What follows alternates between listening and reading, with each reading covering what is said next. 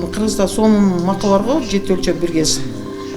Аны 7 өлчөп 1 кесишиң керек деп айтсаң бар деле укпайт бала. А бала ойногондо ойлонбой туруп бат жүрүп койдубу, демек утулду. Ошондон түшүнөт да.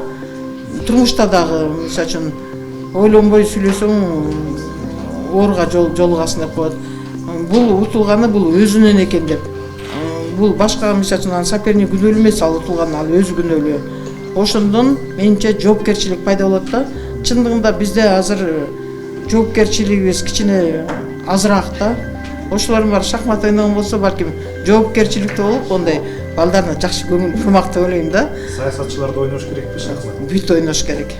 Анан мисалы үчүн кичинекей бала болуп, кээ бир балдар аябай тентек мындай отура албаган, анын үстүнө азыркы учурда эмнегедир бизде мындай энелер да өтө баласын аябай эле эме болуп атышат да. Келгенде бул жакта укпай, аябай бир шундук балдар келет да мындай.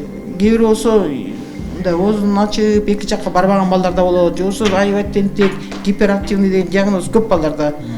Ошол эле балдар 1,5 айдан кийин карасаң уже кадимкидей отуруп, уже ойлонуп, ойноп калат да.